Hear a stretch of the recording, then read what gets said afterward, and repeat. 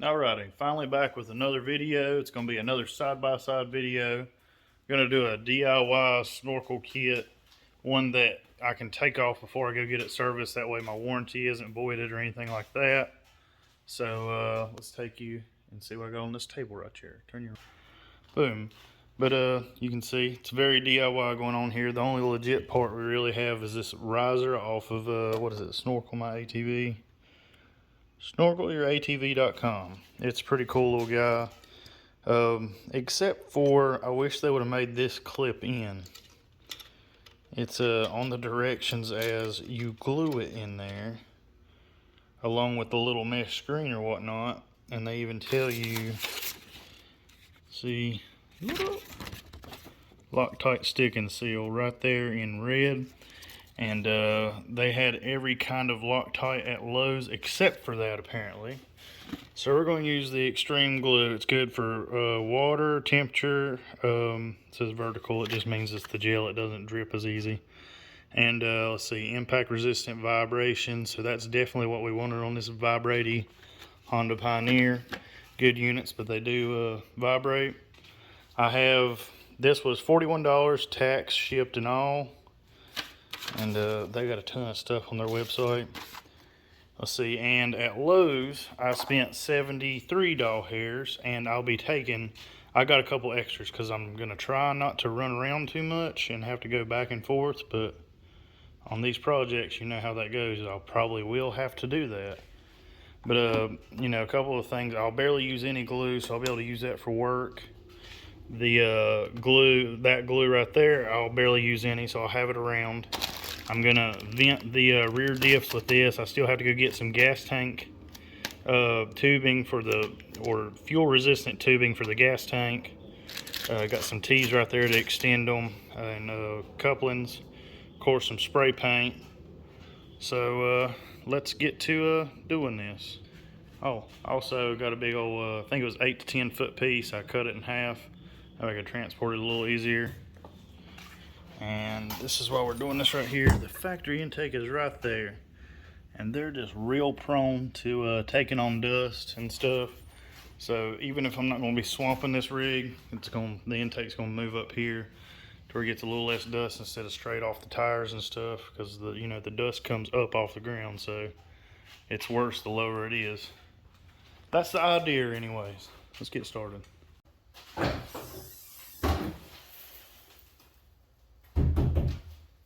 Pop the bed up, and doesn't look like too much. You got, where was it at?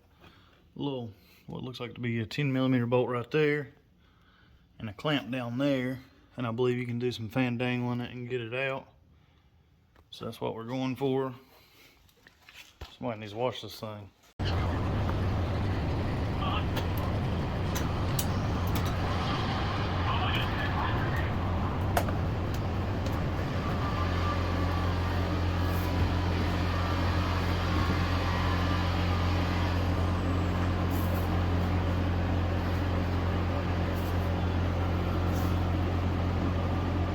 So there's the factory air intake. I had to undo the bed latch, catch and dump bar or whatnot, whatever you would call it. I just disconnected it from the spring over here. The spring's still holding it together over there. Don't need to use that or undo that.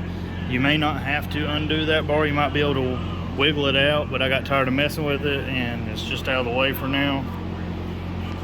So let's get some PVC into this situation. Alright, got that airbox out of there, and I would have already had to go back to the parts store, but I had a bucket of fittings laying around. You can see right here I have an actual coupling, then a small piece of pipe, and a long 90, long elbow, up to a little piece of pipe, and a 45. And it's coming out about where it needs to be. Everything can still be twisted and adjusted until we got it all lined up. But so you definitely need a coupling to go into there because that's a bigger diameter than the pipe. So you got to account for that. Let's keep on trucking. Jeremy's figured out the intake a little bit better, so we had to get a couple more fittings from the bucket in the shop. So I'll update what I had to add. I think it's just 190 actually though. Yeah, it's just this 190. So for my initial list, all I had was extra coupling in that 90, and the riser sitting right there, sitting good. Earlier we had it like coming out at a slant, and his OCD was bothering the shit out of him. What are you bagging up over there? Groceries? That's sitting pretty good. We're gonna mark it and glue it, and then do some paintings and stuff.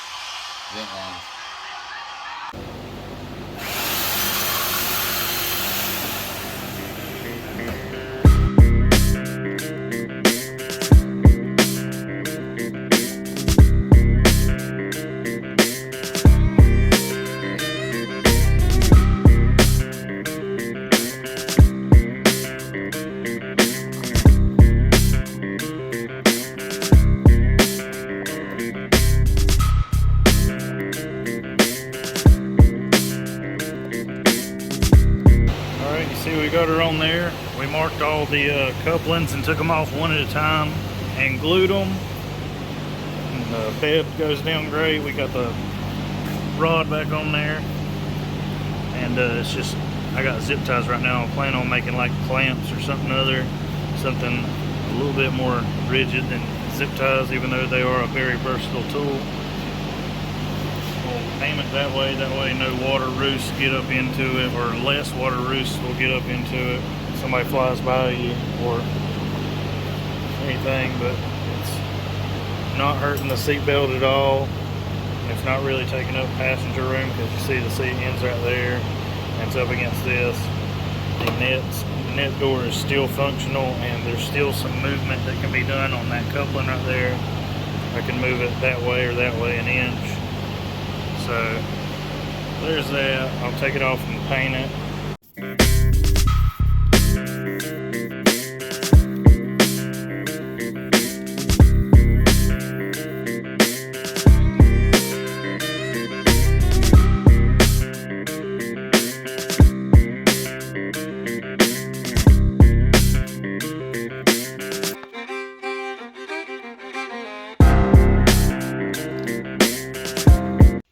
Alrighty, back to the snorkel.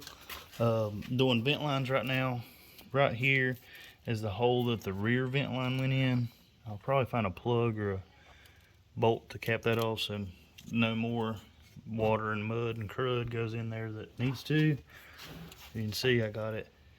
The splice that comes out of the frame splices to another piece of tube, and I'm running along the wires. I'm zip tying it up nice and tight, making sure it stays away from everything. And the front tube is, let's see, where was you, little feller? It was in the front side right here. So there's the hole right there for the front diff. And I've got this tubing. It's actually called landscape tubing. Come on, focus. Damn, what's wrong with you, Galaxy? There we go. So it's just a vacuum tube. It'll be just fine for air. And I'm gonna run it down the frame that way, and once again zip tie it to some stuff so it'll stay out of the way, harm's way, anything like that. And let's see, the other tube, I need to go get some tube for this. This is the radiator fan vent tube. So I'm probably not gonna run it to the snorkel, I don't think. I'm gonna just run it up high as I can somewhere, we'll see. And then I gotta get the gas tank tube. I still haven't located it. Gas tank's right here, so the tube's gotta be somewhere near it. I'll bring the video back when I find it, but I gotta go get fuel friendly vent line, so that'll be a second. All right, vent lines are done. I have the two diff lines coming up and teeing right here. Wish I would have showed before I put the snorkel in, but take my word for it. I have a tee. Where the hell? There it is.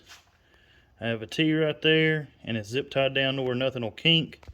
And then I got the fuel hose also coming up here. It goes along and jumps up on the frame right here, you see. Now I got it sitting up in this pocket with the little arch on it or whatnot. And so there's the gas vent, and then the diff vent comes on up. It goes beside the seat belt. Zip tied to death. This thing's new nickname is Zip Tie. And it's it goes on up into the riser where it's supposed to be. So there's that, and the fan. So yeah, have it extended right here, and it goes down through there. Oh, follows this cable right here, zip tied up. Once again, plenty of zip ties, and it goes up the cage right here and stops under my windshield bracket. There it is. So there's the snorkel. Tons of zip ties. The only thing I have to figure out, and that'll be in a, I'll update that in the next video or something like that, is some kind of clamp system to hold this thing. It's not too terrible right now, but it definitely wiggles. So I'm thinking about some kind of clamp there to there, something or another. But with the zip ties I got on it, it's good for plenty of rides. It's ready to go. There's the cover all glued on, all that. So there's that. All right, gonna throw this in at the end. At the very end, there's a list. Add to my list, $10 worth of fuel line. I forgot, or I didn't forget, I got the fuel vent line for free. At O'Reilly's, it was just laying on the floor where the vent line is. They said they can't charge me for it because it's on the floor, so I'll take that. That's a win. So add $10 to that. Also, as far as the budget goes, you want to knock this guy out of the equation, little riser guy. Get you another couple $90 elbow and one of those little honeycomb grate things. Shove it on there and save 42 bucks. Then you can have you like an $80 intake. Make a lot more sense. I thought it was going to be a little more legit.